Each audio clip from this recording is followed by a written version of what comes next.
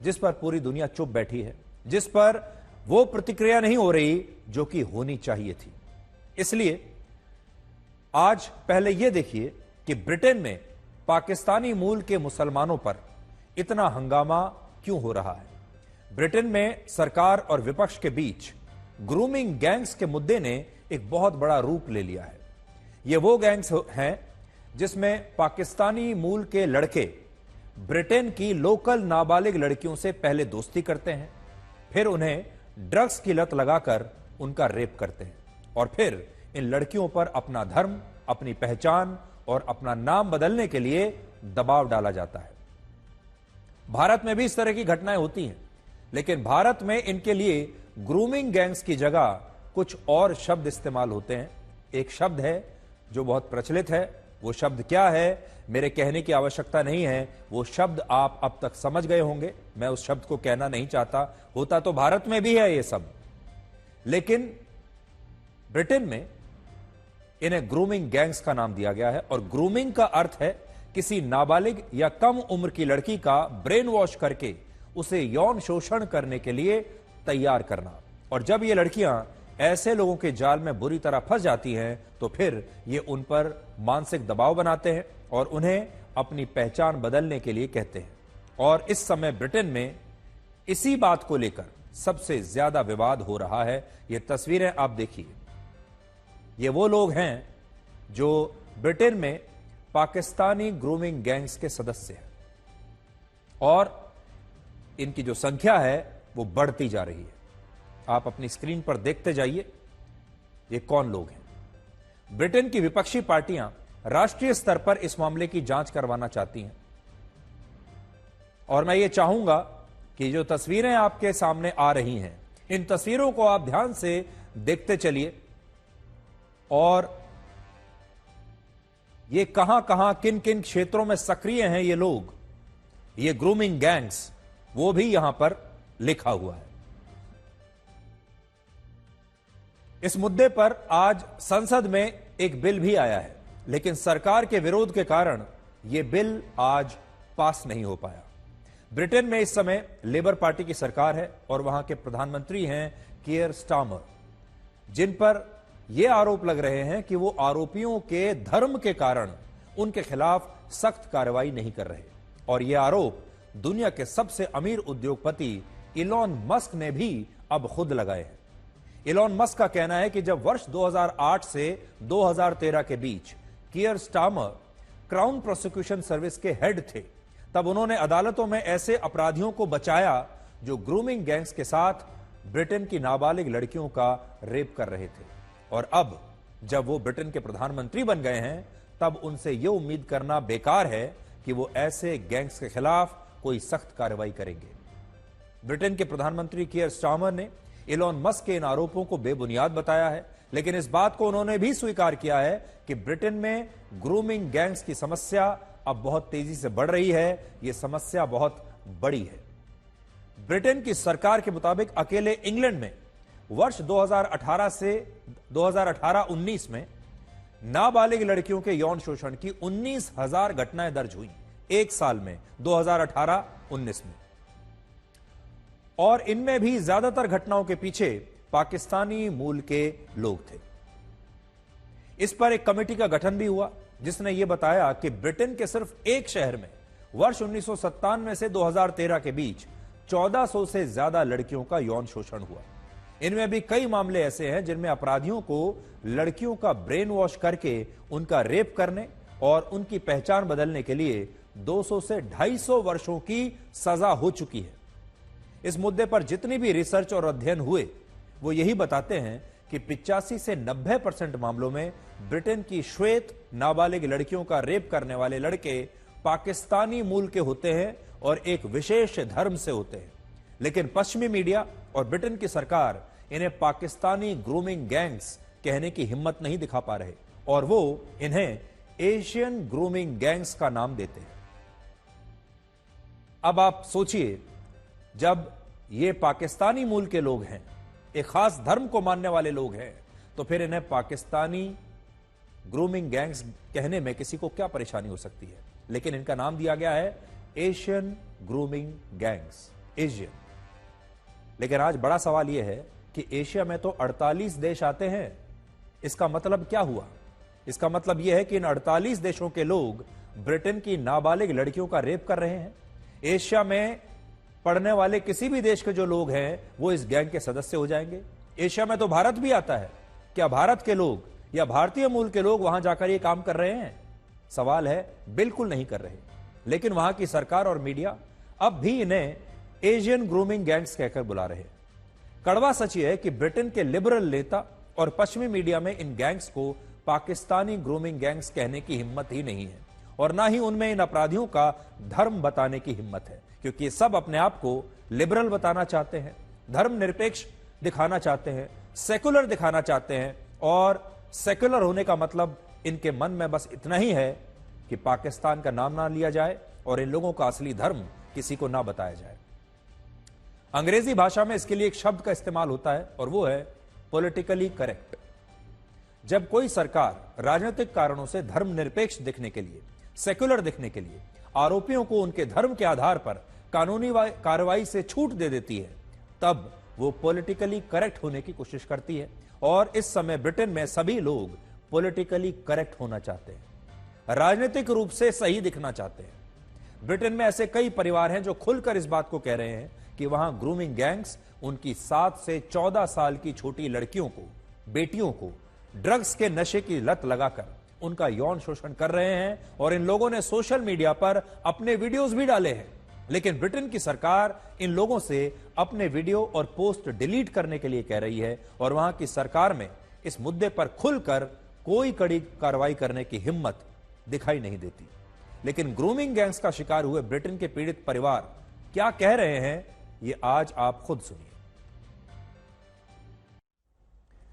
एक जमाने में ब्रिटेन ने धर्मनिरपेक्ष दिखने के लिए बड़ी संख्या में मुसलमानों को अपने यहां पर शरण दी, इस्लाम का धर्म मानने वालों को अपने यहां पर शरणार्थी बनाया।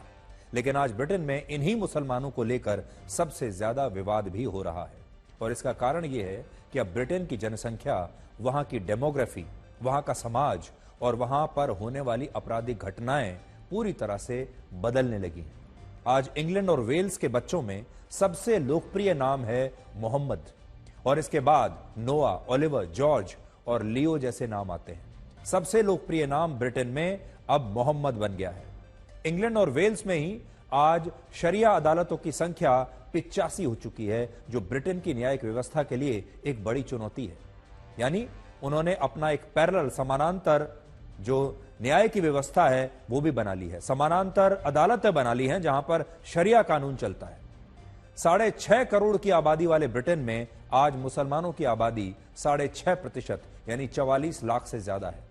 जिस ब्रिटेन में एक जमाने में 50 मस्जिदें भी नहीं थीं, आज वहां पर 1800 से ज्यादा मस्जिदें हैं। और आज लंदन समेत इंग्लैंड के कई शहरों के मेयर और लॉर्ड मेयर मुस्लिम समाज से हैं, इस्लाम को मानने वाले लोग हैं। और यही चीजें अब ब्रिटेन को परेशान कर रही हैं। और वहां के विपक्षी दल ये कह रहे हैं कि अगर सरकार की आंखें अभी भी नहीं खुली तो फिर एक दिन ऐसा आएगा जब बहुत देर हो चुकी होगी। हम किसी विशेष धर्म के खिलाफ नहीं हैं, और हम भी ये मानते हैं कि देश को धर्मनिरपेक्ष होना चाहिए, सबको बराबर का न्याय मिलना चाहिए। और यही बात हम आज बार बार कहना चाहते हैं, सबको बराबरी के अधिकार और बराबरी का न्याय मिलना चाहिए। विशेष धर्म के खिलाफ ना होते हुए आज हम ये कहना चाहेंगे कि ब्रिटेन में जो कुछ हो रहा है ये वहां की एक बहुत बड़ी सामाजिक समस्या बन चुकी है। वहां की जो छोटी छोटी नाबालिग लड़कियां हैं उनका शोषण हो रहा है। हजारों लड़कियां, हजारों परिवार इसका शिकार हो रहे हैं। इसलिए इस पर बहुत कड़े कार्रवाई की आवश्यकता है। लेकिन जब नेता, अलग अलग राजनीतिक पार्टियां और सरकारें सही दिखने के लिए, धर्मनिरपेक्ष दिखने के लिए, जबरदस्ती सेकुलर दिखने के लिए, सिर्फ इसलिए इन गैंग्स को छोड़ देते हैं ताकि यह ना लगे कि वो किसी एक विशेष धर्म के खिलाफ है, वो किसी एक विशेष देश के खिलाफ है, राजनीतिक संदेश कहीं गलत ना चला जाए, उनको वोटों का नुकसान ना हो जाए, अल्पसंख्यक कहीं नाराज ना हो जाएं। इसलिए क्योंकि अगर अपराधी अल्पसंख्यक है, किसी खास धर्म से आता है, किसी एक खास देश से आता है, किसी एक खास पहचान का है, तो उस पर नरमी बरती जाए, क्योंकि उस पहचान वाले, उस धर्म वाले बाकी के लोग आपके खिलाफ हो जाएंगे, ये बात सही नहीं है। और कम से कम छोटे छोटे बच्चे जो हैं, ये नाबालिग लड़कियां, इनको तो न्याय मिलना चाहिए, इनको सुरक्षा मिलनी चाहिए। इनका धर्म से क्या लेना देना? जब आप छोटी नाबालिग लड़कियों के लिए न्याय की बात करते हैं, उनकी सुरक्षा की बात करते हैं, तो इसमें धर्म कहां से आ गया? इसमें किसी देश का नाम कहां से आ गया? किसी खास देश के रहने वाले लोग कहां से आ गए? अपराधी अपराधी होता है, चाहे उसका धर्म कोई भी हो, उसका देश कोई भी हो, उसकी पहचान कोई भी हो।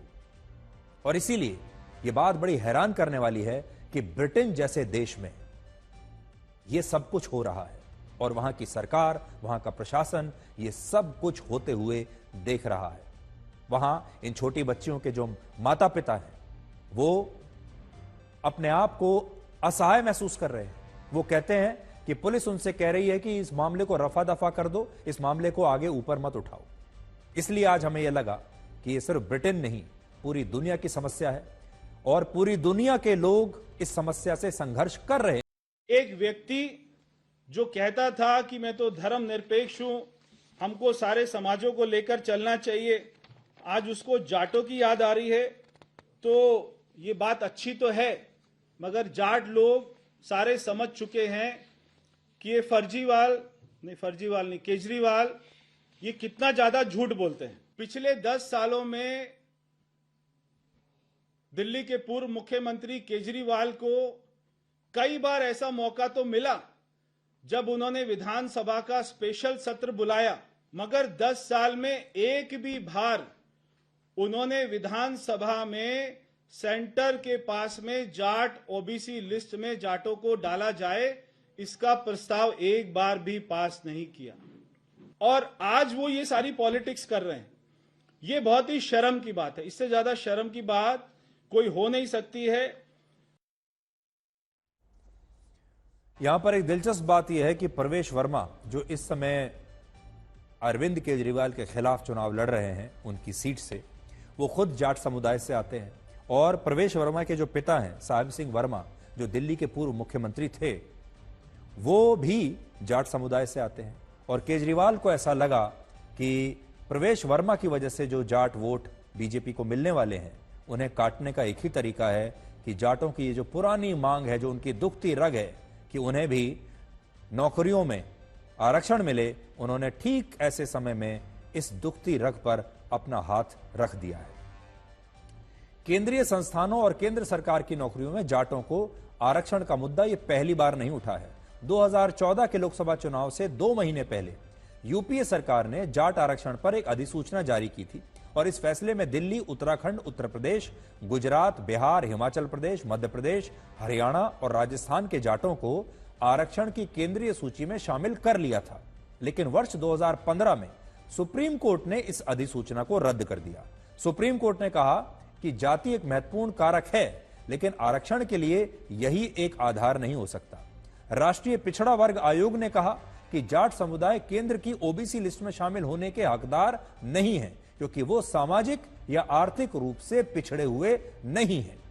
सुप्रीम कोर्ट ने यह भी कहा कि यूपीए सरकार ने पिछड़ा वर्ग आयोग के इस निष्कर्ष पर ध्यान नहीं दिया था। इसके साथ ही केंद्रीय नौकरियों और केंद्रीय शैक्षिक संस्थानों में जाटों का आरक्षण रद्द हो गया। जाट आरक्षण को लेकर वर्ष 2016 में हरियाणा में एक बहुत बड़ा आंदोलन हो चुका है, जिसमें बहुत ज्यादा हिंसा भी हुई थी, तोड़फोड़ हुई थी। हालांकि कई राज्यों में जाट समुदाय को ओबीसी कोटे में शामिल किया गया है, जिसके तहत उन्हें राज्य के शैक्षिक संस्थानों और राज्य की नौकरियों में आरक्षण मिलता है। इनमें दिल्ली, हिमाचल प्रदेश, राजस्थान, मध्य प्रदेश, उत्तर प्रदेश, उत्तराखंड और छत्तीसगढ़ शामिल है। हालांकि पंजाब और हरियाणा में जाटों को कोई आरक्षण नहीं मिलता और इसके अलावा राजस्थान के भरतपुर और धौलपुर जिलों के जाटों को भी कोई आरक्षण नहीं मिलता, क्योंकि यहां जाटों का शासन था, इसलिए उन्हें पिछड़ा नहीं माना गया। अब हम आपको महाकुंभ मेले पर हमारी विशेष सीरीज का दूसरा भाग दिखाएंगे और आपको यह दिखाएंगे कि महाकुंभ मेले का रहस्य क्या है और ऐसी मान्यता क्यों है कि महाकुंभ में पवित्र स्नान करने से सारे पाप धुल जाते हैं। कुंभ संस्कृत भाषा का शब्द है जिसका अर्थ होता है कलश। मान्यता है कि जब समुद्र मंथन से निकले अमृत कलश को लेकर देवताओं और राक्षसों के बीच युद्ध हुआ, तब राक्षसों ने देवताओं को हराकर अमृत कलश को अपने पास रख लिया था। देवताओं को डर था कि अगर राक्षसों ने इस अमृत को पी लिया तो वो अमर हो जाएंगे। इसके बाद उन्होंने भगवान विष्णु से मदद मांगी और भगवान विष्णु ने राक्षसों को विचलित करने के लिए स्त्री का रूप धारण किया। उनके इस अवतार को मोहिनी अवतार कहा जाता है। राक्षसों से अमृत कलश को प्राप्त करने के लिए देवताओं ने भगवान इंद्र के पुत्र जयंत से भी मदद मांगी और जयंत को कौवे के रूप में राक्षसों से अमृत कलश लाने के लिए भेजा गया। इस अमृत कलश की रक्षा करने के लिए उसके साथ 4 और देवता मौजूद थे। इनमें चंद्र देवता को अमृत कलश की रक्षा करनी थी, सूर्य देवता को इस कलश को टूटने से बचाना था, देवगुरु बृहस्पति को राक्षसों को रोकना था और शनि देवता को जयंत की निगरानी करनी थी ताकि वो कलश से सारा अमृत खुद ही न पी जाए। जब जयंत एक कौवे का रूप धारण करके राक्षसों से अमृत कलश को वापस लेकर आ रहे थे, तब हुए संघर्ष में अमृत की 4 बूंदें पृथ्वी पर 4 अलग अलग स्थानों पर गिर गई और ये 4 स्थान थे हरिद्वार, प्रयाग, नासिक और उज्जैन।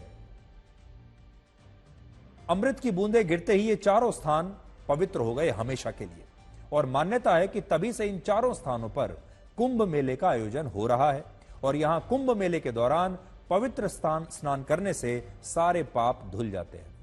कुंभ भी 4 प्रकार के होते हैं, वो है कुंभ, अर्धकुंभ, पूर्ण कुंभ और महाकुंभ। इनमें कुंभ का आयोजन हर 4 साल में एक बार होता है, अर्धकुंभ का आयोजन 6 साल में एक बार, पूर्ण कुंभ का आयोजन 12 साल में एक बार और महाकुंभ का आयोजन 144 वर्षों में एक बार होता है। तो अभी जो महाकुंभ आ रहा है, इस बार प्रयागराज में महाकुंभ का जो आयोजन हो रहा है ये 144 वर्षों में एक बार होता है और इसके पीछे वैज्ञानिक आधार भी है। पूर्ण कुंभ 12 साल में इसलिए एक बार होता है क्योंकि जुपिटर यानी बृहस्पति ग्रह को सूर्य का एक चक्कर लगाने में लगभग 12 वर्ष लगते हैं। लेकिन जब 12 पूर्ण कुंभ 144 वर्षों में पूरे होते हैं तो इस योग पर महाकुंभ का आयोजन होता है और इस बार भी प्रयागराज में यही महाकुंभ हो रहा है। प्रयागराज को त्रिवेणी भी कहते हैं क्योंकि यहां गंगा, यमुना और सरस्वती नदी का संगम है। सरस्वती नदी को लेकर मान्यता है कि ये अब भी धरातल के नीचे बह रही है और इस त्रिवेणी में महाकुंभ के दौरान डुबकी लगाकर स्नान करना सबसे पवित्र माना जाता है और कहते हैं कि इससे मोक्ष की प्राप्ति होती है और इंसान के सारे पाप धुल जाते हैं। बहुत सारे लोग ये भी पूछते हैं कि महाकुंभ में पहला शाही स्नान नागा साधुओं द्वारा ही क्यों किया जाता है? तो इसका कारण यह है कि ऐसा उन्हें सम्मान देने के लिए किया जाता है। जब गुरु आदि शंकराचार्य ने नागा साधुओं की एक टोली बनाई तब उनका उद्देश्य सनातन धर्म की रक्षा करना था। उस समय नागा साधु सनातन संस्कृति के सबसे बड़े रक्षक थे, जिसके कारण उन्हें कुंभ के मेले में सबसे पहले स्नान करने का अधिकार और सम्मान दिया जाता है। और आज भी कुंभ हो, अर्धकुंभ हो, पूर्ण कुंभ हो या फिर महाकुंभ हो, सबसे पहला शाही स्नान नागा साधु ही करते हैं और नागा साधुओं को सनातन धर्म का योद्धा सन्यासी भी कहा जाता है। अब आप प्रयागराज से हमारी आज की यह विशेष रिपोर्ट देखिए, जहां 13 जनवरी से शुरू होने वाले महाकुंभ की सारी तैयारियां